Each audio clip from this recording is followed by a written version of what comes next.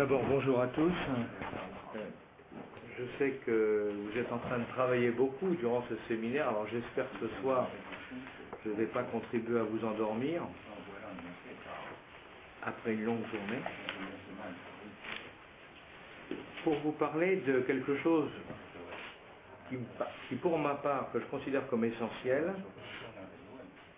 qui est l'intelligence économique et stratégique, et qui est une composante essentielle de ce qu'on appelle chez vous, chez les militaires, la guerre sans limite. Depuis 1998, les généraux chinois ont expliqué que pour faire face à la puissance militaire américaine et occidentale, il fallait changer la règle du jeu. Et il fallait en particulier utiliser toutes les techniques de la communication et de l'information pour rééquilibrer la puissance militaire physique. Et c'est ce concept qui a été appelé la guerre sans limite. Et le dernier livre qui est paru chez vous, il y a 3 ans, sur ce sujet, dit qu'en 2040 ou en 2050, la Chine sera aussi puissante que les États-Unis sur le plan militaire, en utilisant d'autres techniques, à savoir l'information, la communication, les technologies de l'Internet et tous les moyens qui font qu'on peut contrebalancer par de l'information ou de la désinformation ce que d'autres assument à travers des moyens militaires très élevés. Alors nous en Europe, et en particulier en France, nous pensons que dans le domaine industriel, dans le domaine des services, dans le domaine de l'économie, les mêmes techniques peuvent être utilisées avec succès. Et pendant que chez vous on travaillait sur la partie militaire, nous travaillons sur la partie économique.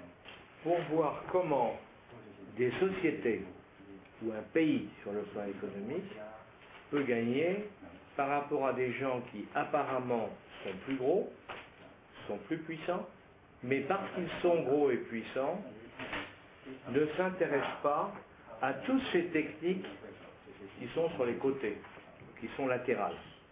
Alors l'intelligence économique et stratégique, telle que nous la définissons, et comme vous l'avez entendu dans ce séminaire, bien ça va être justement la maîtrise de tous les systèmes, les méthodes qui vont nous rendre plus efficaces par rapport à la concurrence, et dans le même temps, tous les systèmes et les méthodes qui vont nous permettre de nous protéger par rapport à ceux qui sont plus puissants. Et j'ajouterai enfin, ça va être aussi toutes les techniques qui vont nous permettre de déstabiliser le concurrent de manière à ce que nous ayons une chance de pouvoir gagner dans la compétition. Alors, cette approche, c'est une approche qui n'est pas exclusivement française, c'est une approche que de nombreux pays en Europe et ailleurs sont en train de découvrir et d'apprendre à utiliser. Alors il est vrai que les Français ont avancé très vite dans ces domaines-là par rapport à d'autres et surtout ont essayé de trouver des solutions différentes ou des approches différentes de celles des anglo-saxons. Et c'est pour ça qu'aujourd'hui on parle en Europe du Sud en particulier et autour de la Méditerranée d'une intelligence économique à la française. Donc ça ne veut pas dire qu'on a inventé quelque chose, ça veut dire simplement qu'on a essayé de comprendre comment adapter les technologies de l'information et de la communication à des entreprises, à des pays, à des régions, à des villes, pour qu'elles puissent utiliser ces techniques pour être plus performantes. Alors, à ce niveau-là, si vous voulez, je voudrais vous dire 2-3 choses sur le monde, la crise mondiale, l'économie mondiale. D'abord, la crise économique et financière dont on parle beaucoup en Europe et aux États-Unis, il faut bien comprendre, et je le dis d'autant plus facilement face à les Chinois, la crise économique actuelle n'est pas une crise financière. Crise financière, c'est la partie émergée d'un iceberg. En réalité, ce qui est en train de se passer, c'est un changement de rapport de puissance et d'équilibre entre ce qu'on appelle l'Occident, c'est-à-dire l'Europe et l'Amérique du Nord, et puis les pays émergents, dont la plus grande partie sont en Asie, et le plus grand d'entre eux est la Chine. Le problème, c'est qu'on va se retrouver dans 20 ans avec un équilibre économique entre votre pays et les États-Unis. On va se retrouver dans un combat économique entre tous les pays émergents, c'est-à-dire la Chine, l'Inde, le Brésil, la Russie et beaucoup d'autres, et l'Europe et l'Amérique du Nord. Et dans ce combat concurrentiel, toutes ces zones émergentes ont des avantages très forts dans certains domaines. Donc comment des pays comme les nôtres et des entreprises de pays comme les nôtres peuvent espérer s'en sortir dans cette concurrence, dans cette compétition? Et la première réponse, c'est qu'il faut que nous reconnaissions des réalités et que nous comprenions ce qui se passe. Parce que le drame des grandes puissances, aujourd'hui chez nous, comme ce fut le cas chez vous il y a 200, 300 ans, c'est qu'on est tellement sûr qu'on est fort qu'on ne regarde pas assez l'autre. Et l'autre, à ce moment-là, il est plus efficace parce qu'il profite de votre méconnaissance de la réalité.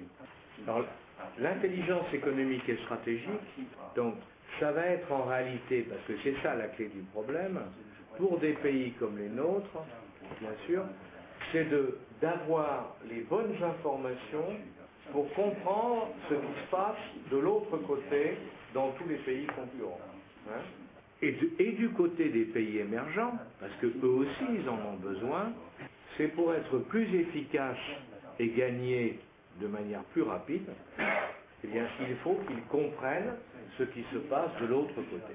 En réalité, l'intelligence économique, c'est le moyen de se rendre plus intelligent par rapport à l'autre, pour le comprendre, pour comprendre ses réactions, pour comprendre comment il travaille, et à partir de là, pour construire des stratégies qui vont permettre d'être gagnants dans la compétition. Et quand je vous dis ça, on comprend que donc tout le monde peut le pratiquer.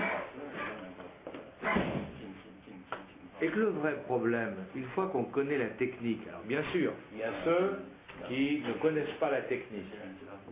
Hein? Il y a ceux qui ne savent pas ce que c'est qu'un ordinateur. Il y a ceux qui ne savent pas utiliser un ordinateur avec l'Internet. Ceux-là, ils ont perdu. C'est comme celui aujourd'hui qui, dans le monde actuel, marche à pied par rapport à celui qui roule en voiture.